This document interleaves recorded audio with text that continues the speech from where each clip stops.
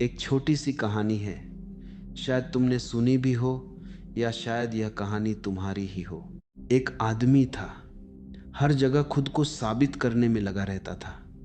कोई उससे थोड़ा सा भी आगे निकल जाए तो उसके भीतर आग लग जाती थी। वह सोचता, इसे मैं दिखाऊंगा कि यह क्या है। धीरे धीरे उसने बहुत लोगों को नीचे गिराया, शब्दों से, व्यवहार से, अपने अहंकार से। लोग उससे डरने लगे, लेकिन सम्मान नहीं करते थे। और एक दिन वह अकेला बैठा था, बिल्कुल अकेला।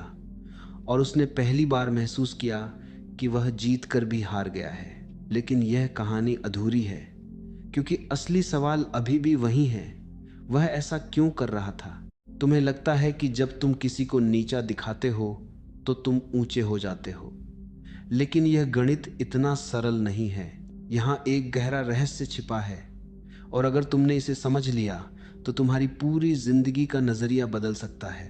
देखो, जब भी तुम्हारे भीतर यह ख्याल आता है कि मैं इसे उसकी औकात दिखाऊं, उसी क्षण तुम्हारे भीतर एक अदृश्य डर भी होता है। डर यह कि कहीं मैं छोटा न पड़ जाऊं, कहीं मेरी पहचान टूट न जाए, कहीं लोग मुझे हल्का न समझ लें। और यही डर तुम्हें दूसरों को छोटा दिखाने के लिए मजबूर करता है। लेकिन क्या तुमने कभी रुककर यह देखा है कि यह औकात है क्या? किसने तय की है? समाज ने, लोगों ने, तुम्हारे दिमाग ने, या यह सिर्फ एक कल्पना है जिसे तुम सच मानकर जी रहे हो? तुम्हारा मन बहुत चालाक है। वह तुम्हें यह यकीन दिलाता है कि समस्या बाहर है, दूसरे लोग गलत हैं, उन्हें ठीक करना है, उन्हें उनकी जगह दिखानी है। और तुम उसी खेल में फंस जाते हो, बार बार, बिना यह समझे कि असली खेल कहीं और चल रहा है। तुम्हें लगता है कि तुम दूसरों को देख रहे हो, लेकिन सच यह है कि तुम अपने ही प्रतिबिंब से भाग रहे हो। दूसरों की गलतियां तुम्हें इतनी बड़ी इसलिए लगती हैं क्योंकि तुमने अपनी गलतियों को कभी शांत होकर देखा ही नहीं। और यह जो भीतर की बेचैनी है, यह जो लगातार तुलना करने की आदत है, यही तुम्हें उस जगह ले जाती है जहां तुम सोचते हो, अब बस इसे मैं उसकी औकात दिखाऊंगा। लेकिन मैं तुमसे पूछता हूं, अगर तुम सच में इतने मजबूत हो तो तुम्हें किसी को कुछ दिखाने की जरूरत क्यों पड़ती है? यह सवाल आसान नहीं है, और इसका जवाब भी तुरंत मत ढूंढना। बस इसे अपने भीतर उतरने दो, धीरे धीरे, जैसे कोई बीज मिट्टी में गिरता है। क्योंकि शायद जो तुम समझ रहे हो औकात दिखाना, वह असली बात नहीं है। शायद कहानी कुछ और है, बहुत गहरी, बहुत शांत, और बहुत असहज भी।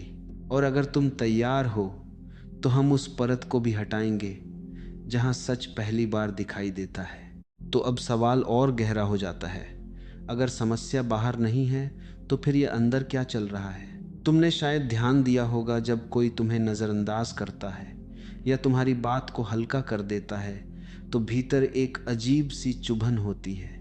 वह चुभन केवल उस व्यक्ति की वजह से नहीं होती, वह तो बस एक ट्रिगर है, असली कारण कुछ और है। मन के भीतर एक छवि बनी होती है, मैं कौन हूं। और यह छवि बहुत नाजुक होती है, इतनी नाजुक कि एक छोटी सी बात भी उसे हिला देती है। जब कोई उस छवि के खिलाफ जाता है तो तुम्हें लगता है कि उसने तुम्हें ही चुनौती दे दी। यहीं से शुरू होता है औकात दिखाने का खेल। लेकिन यह खेल बाहर नहीं, भीतर चल रहा है। तुम सामने वाले से लड़ नहीं रहे होते, तुम अपनी ही बनाई हुई उस छवि को बचाने की कोशिश कर रहे होते हो, जिसे तुमने सालों से सच मान लिया है। और मज़ेदार बात यह है, यह छवि असली नहीं होती। तुम्हें बचपन से सिखाया गया, तुम्हें सबसे आगे रहना है, तुम्हें कमज़ोर नहीं दिखना है, तुम्हें हमेशा जीतना है। धीरे धीरे यह बातें तुम्हारे भीतर गहराई तक बैठ गईं, और तुमने एक नकली पहचान बना ली। अब कोई उस पहचान को छू दे तो तुम्हें लगता है कि तुम्हारी औकात पर सवाल उठ गया। लेकिन सच में क्या हुआ? बस एक विचार हिला है, एक कहानी डगमगाई है। तुमने कभी सोचा, अगर तुम्हारी कोई तय औकात ही नहीं है तो कोई उसे गिरा कैसे सकता है? यहाँ एक और परत खुलती है कंपैरिजन की। तुम लगातार दूसरों से खुद को मापते रहते हो, कौन कितना आगे है, कौन कितना पीछे। और इसी तुलना में तुमने एक इमेजिनरी लैडर बना ली है ऊपर और नीचे की। फिर जो तुम्हें नीचे लगता है उसे तुम औकात दिखाने निकल पड़ते हो, और जो ऊपर लगता है उसके सामने तुम खुद को छोटा महसूस करते हो। यह पूरा खेल ही भ्रम पर टिका है। असल में ना कोई ऊपर है ना कोई नीचे, यह सिर्फ मन का बनाया हुआ मापदंड है। लेकिन जब तक तुम इस मापदंड को सच मानते रहोगे तब तक तुम्हारा अहंकार तुम्हें लड़ाता रहेगा। ध्यान से देखो, जब तुम किसी को नीचा दिखाते हो उस क्षण तुम्हें थोड़ी देर के लिए अच्छा लगता है, एक झूठी जीत का एहसास आता है, लेकिन वह टिकता नहीं, क्योंकि वह सच्चाई पर नहीं भ्रम पर आधारित है।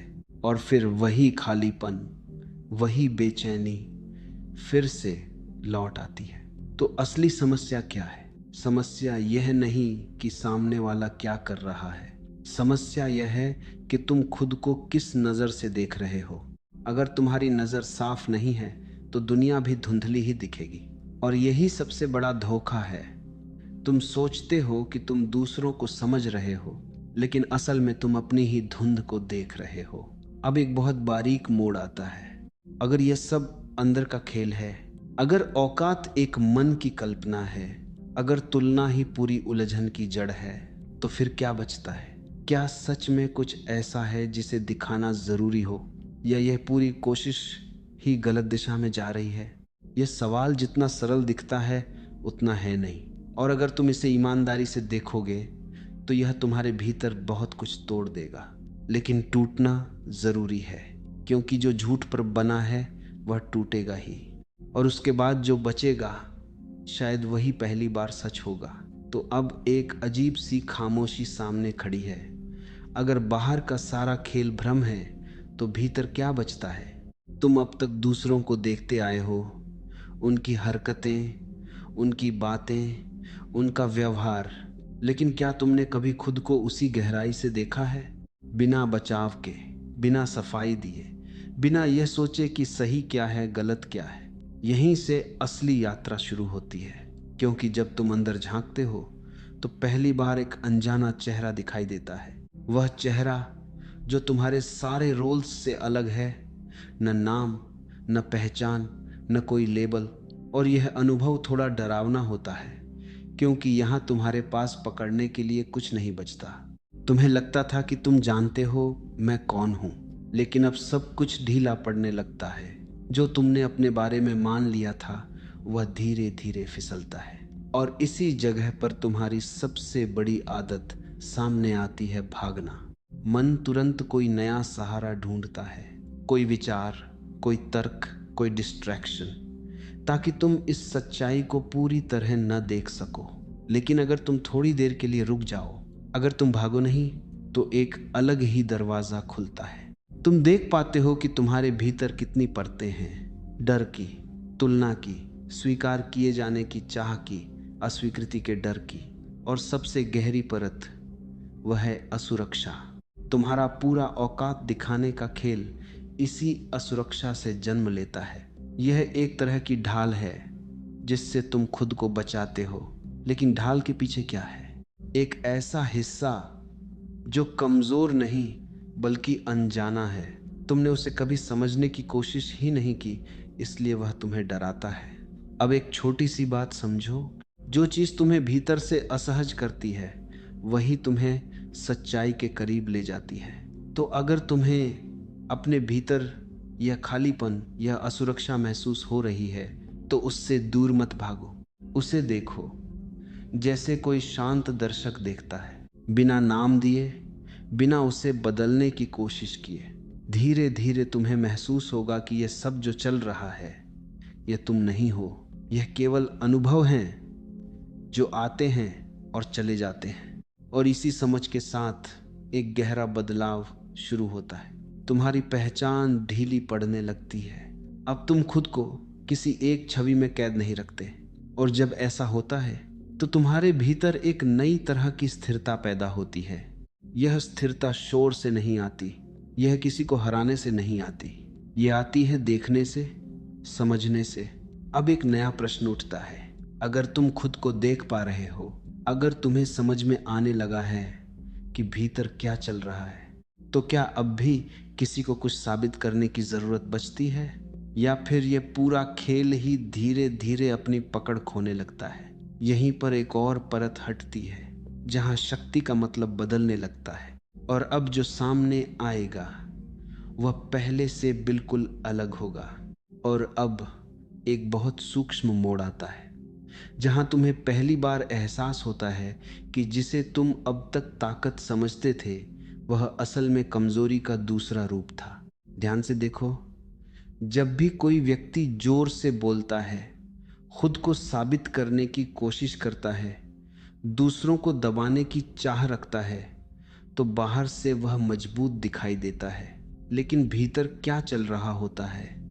भीतर एक बेचैनी होती है, एक जल्दबाजी, एक डर कि कहीं मैं खो न जाऊं। इसलिए वह हर पल कुछ न कुछ करता रहता है ताकि खुद को महसूस कर सके। यह जो दिखाने की भूख है, यही उसकी थकान का कारण बनती है। अब इसके विपरीत एक और स्थिति है, बहुत शांत, बहुत स्थिर। वहां कोई जल्दी नहीं है, कोई साबित करने की हड़बड़ी नहीं है। ऐसे व्यक्ति के पास बैठो और तुम्हें बिना कुछ कहे भी एक अलग सा अनुभव होगा। वह कुछ कर नहीं रहा, फिर भी उसका होना ही पर्याप्त है। यहीं पर शक्ति का असली अर्थ बदल जाता है। तुमने अब तक सोचा था कि शक्ति मतलब दूसरों पर असर डालना, उन्हें नियंत्रित करना, उन्हें झुका देना, लेकिन यह सब बाहरी हलचल है, सतह पर चलने वाला खेल। गहराई में शक्ति का मतलब कुछ और है। वह है अपने भीतर पूरी तरह टिक जाना, इतना कि कोई भी परिस्थिति तुम्हें हिला न सके। अब एक उदाहरण लो, समुद्र की सतह पर लहरें उठती हैं तेज, शोर भरी, टकराती हुई। उन्हें देखकर लगता है कि यही असली ताकत है, लेकिन जैसे जैसे तुम गहराई में उतरते हो, सब शांत हो जाता है। वहां कोई टकराव नहीं, कोई आवाज नहीं, फिर भी वही असली विस्तार है। मन की दुनिया भी कुछ ऐसी ही है। जो ऊपर ऊपर है वह हमेशा हिलता रहेगा, गुस्सा, प्रतिक्रिया, तुलना। और जो गहरा है वह स्थिर रहेगा, चुप, जागरूक, अडिग। अब सवाल ये है, तुम कहाँ जी रहे हो? अगर तुम सतह पर हो तो तुम्हें हर छोटी बात हिला देगी।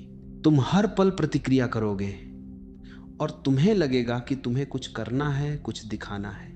लेकिन अगर तुम थोड़ा भीतर उतर जाओ तो तुम्हें पता चलेगा कि बहुत कुछ अपने आप शांत हो जाता है। और ये जो शांति है, यही असली शक्ति है। इसमें कोई प्रदर्शन नहीं है, इसमें कोई संघर्ष नहीं है, ये बस है। अब ध्यान देना, जब कोई व्यक्ति इस अवस्था में होता है तो उसका प्रभाव अलग होता है। वह किसी को नीचा नहीं दिखाता, लेकिन उसके सामने झूठ टिकता नहीं। वह कुछ कहे बिना ही बहुत कुछ कह देता है, क्योंकि उसकी मौजूदगी में तुम खुद को छुपा नहीं सकते। वहाँ कोई दबाव नहीं है, फिर भी एक आईना खड़ा हो जाता है। और यही वह जगह है जहाँ औकात दिखाना एक बिल्कुल नया अर्थ लेने लगता है। अब यह किसी को हराने की बात नहीं रह जाती, यह किसी को चोट पहुंचाने का तरीका नहीं रह जाता। यह तो बस एक उपस्थिति बन जाती है जहां सामने वाला खुद को देख लेता है। और शायद यहीं पर तुम समझने लगते हो कि असली ताकत कभी शोर नहीं करती, वह चुपचाप काम करती है गहराई में। अब अगर यह सच है तो फिर वो तरीका क्या है जिसमें बिना कुछ किए भी सब बदलने लगता है? यही वह अगला दरवाजा है जो धीरे धीरे खुलने वाला है। तो अब बात बिल्कुल अलग दिशा में मुड़ती है, जहां कुछ करना धीरे धीरे महत्व खोने लगता है और कैसे होना सबसे बड़ी कुंजी बन जाता है। तुमने देखा, जब भीतर स्थिरता आती है तो बाहर का व्यवहार अपने आप बदलने लगता है। अब तुम्हें शब्दों से लड़ने की जरूरत नहीं पड़ती, न ही किसी को नीचा दिखाने की। लेकिन इसका मतलब यह नहीं कि तुम कमजोर हो गए। असल में पहली बार तुम्हारे पास चुनाव आता है प्रतिक्रिया करने का, नहीं देखने का। यहीं से एक नया तरीका जन्म लेता है। अब अगर कोई तुम्हें चुनौती देता है तुम्हें उकसाता है तो पहले जैसा तूफान नहीं उठता। तुम तुरंत जवाब देने की जगह उस क्षण को देख पाते हो, और यह देखने की क्षमता ही सबसे बड़ा बदलाव है। क्योंकि जब तुम बिना जल्दबाजी के देखते हो तो तुम्हें साफ दिखने लगता है कि सामने वाला किस अवस्था में है। उसका गुस्सा, उसका अहंकार, उसकी बेचैनी सब पारदर्शी हो जाते हैं। अब तुम्हें उसे हराने की जरूरत नहीं पड़ती, वह खुद ही अपनी स्थिति में उलझा हुआ है। और यही एक बहुत सूक्ष्म घटना घटती है। तुम कुछ नहीं करते, फिर भी सामने वाले पर असर पड़ता है। क्यों? क्योंकि तुम्हारी चुप्पी अब खाली नहीं है, उसमें स्पष्टता है। तुम्हारी नजर अब धुंधली नहीं है, उसमें समझ है। जब तुम किसी को इस नजर से देखते हो तो वह महसूस करता है, भले ही वह शब्दों में न कह पाए। यह वही क्षण है जहां दिखाने का असली अर्थ बदल जाता है। अब यह कोई क्रिया नहीं है, यह एक स्थिति है। तुम किसी को नीचा नहीं दिखा रहे, तुम बस इतने स्पष्ट हो गए हो कि सामने वाला खुद को देख लेता है। और यह देखने का अनुभव हमेशा आसान नहीं होता। कभी कभी वह व्यक्ति और ज्यादा प्रतिक्रिया करेगा, क्योंकि सच से सामना करना सरल नहीं होता। लेकिन अगर तुम स्थिर रहते हो, बिना उसे बदलने की कोशिश किए, तो धीरे धीरे उसकी गति धीमी पड़ने लगती है। तुम्हें कुछ साबित करने की जरूरत नहीं है, तुम्हारी मौजूदगी ही पर्याप्त है। अब एक और गहराई समझो। जब तुम खुद को लेकर साफ हो जाते हो तो तुम्हारे भीतर कोई छुपाने जैसा नहीं बचता, न कोई दिखावा, न कोई बनावट। और जब भीतर यह सच्चाई होती है तो बाहर कोई भी नकली चीज ज्यादा देर टिक नहीं पाती। तुम्हारे आसपास का माहौल अपने आप बदलने लगता है। लोग तुम्हारे सामने वैसा व्यवहार नहीं कर पाते जैसा पहले करते थे। बिना किसी टकराव के, बिना किसी जोर के एक बदलाव होता है। यही वह तरीका है जो बाहर से दिखाई नहीं देता, लेकिन भीतर से बहुत शक्तिशाली होता है। अब तुम समझने लगते हो कि असली प्रभाव कैसे काम करता है। वह शब्दों से नहीं, ऊर्जा से आता है। वह प्रयास से नहीं, स्पष्टता से आता है। और सबसे खास बात, इसमें तुम्हें कुछ खोना नहीं पड़ता, बल्कि जो झूठ था वो अपने आप गिर जाता है। अब एक आखिरी प्रश्न धीरे धीरे उभरता है। अगर यह सब इतना सहज है, अगर बिना संघर्ष के भी प्रभाव पैदा हो सकता है, तो फिर वह अंतिम बिंदु क्या है, जहां यह पूरा खेल समाप्त हो जाता है, जहां न दिखाने की जरूरत बचती है, न साबित करने की, और फिर भी सब स्पष्ट हो जाता है। वहीं से अंतिम दरवाजा खुलता है और कहानी अपने सबसे शांत रूप में पहुंचती है। और अब हम उस जगह पर खड़े हैं जहां सवाल लगभग खत्म हो जाते हैं और देखने की प्रक्रिया अपने सबसे शांत रूप में उतर आती है। तुमने पूरे रास्ते में बहुत कुछ देखा, बाहर का शोर, भीतर की हलचल, पहचान का भ्रम, और फिर धीरे धीरे एक ऐसी स्थिरता जो बिना कोशिश के बनी रहती है। अब इस बिंदु पर एक अजीब सी बात सामने आती है। तुम्हें महसूस होता है कि जिसे तुम बदलना चाहते थे वह कभी असली समस्या था ही नहीं। वह तो केवल एक अवसर था तुम्हें तुम्हारे भीतर ले जाने का। और अब जब तुम पीछे मुड़कर देखते हो तो साफ दिखाई देता है कि दिखाने की पूरी इच्छा ही एक गलत दिशा में दौड़ थी। यह ऐसा ही है जैसे कोई व्यक्ति आईने पर धूल देखकर अपने चेहरे को साफ करने की बजाय आईने को ही तोड़ने लगे। समस्या कभी बाहर नहीं थी, लेकिन देखने का तरीका बाहर उलझा हुआ था। अब जब देखने का केंद्र बदल गया है तो दुनिया वैसी ही है, लेकिन तुम्हारा अनुभव पूरी तरह बदल चुका है। लोग वही हैं, उनकी आदतें, उनके व्यवहार, उनकी सीमाएं भी वही हैं, लेकिन अब तुम्हारे भीतर कोई प्रतिक्रिया पैदा नहीं होती। यह कोई दबाव नहीं है, न ही कोई कोशिश। यह तो एक स्वाभाविक समझ है जो धीरे धीरे परिपक्व हुई है। और इसी समझ के साथ एक गहरी आज़ादी आती है। अब तुम किसी से ऊपर नहीं हो, न ही किसी से नीचे। यह तुलना का खेल अपने आप गिर जाता है। तुम बस हो, और यह होना ही पर्याप्त है।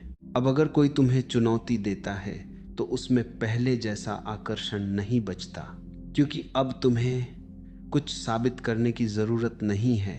तुम जानते हो कि जो तुम हो वह किसी की राय से कम या ज्यादा नहीं हो सकता। वह किसी मापदंड में नहीं बंधता। और यही वह बिंदु है जहां सारा संघर्ष समाप्त हो जाता है। अब न कोई जीत है, न कोई हार, न कोई ऊंचाई, न कोई गिरावट। सिर्फ एक सीधा स्पष्ट अनुभव है जहां तुम खुद को बिना किसी कहानी के देख पाते हो। और इस देखने में एक गहरी शांति छुपी है। अब औकात शब्द भी अपना अर्थ खो देता है, क्योंकि जहां तुलना नहीं है वहां मापने का सवाल ही नहीं उठता। जो बचता है वह बहुत साधारण है, इतना साधारण कि मन उसे नजरअंदाज कर देता है। लेकिन अगर तुम इस साधारणता को स्वीकार कर लो तो यही सबसे असाधारण अनुभव बन जाता है। अब जीवन किसी युद्ध जैसा नहीं लगता, यह एक प्रवाह बन जाता है जहां हर चीज अपने समय पर घटती है। तुम उसमें हस्तक्षेप नहीं करते, तुम बस साक्षी बनते हो। और इस साक्षी भाव में एक ऐसी गहराई है जहां कोई सवाल टिक नहीं पाता। अब अंत में कुछ कहने को बचता भी नहीं, क्योंकि जो समझना था वह शब्दों से परे जाकर घट चुका है। बस एक हल्की सी झलक बचती है। जिस दिन तुमने खुद को बिना किसी आवरण के देख लिया, उस दिन तुम्हें किसी को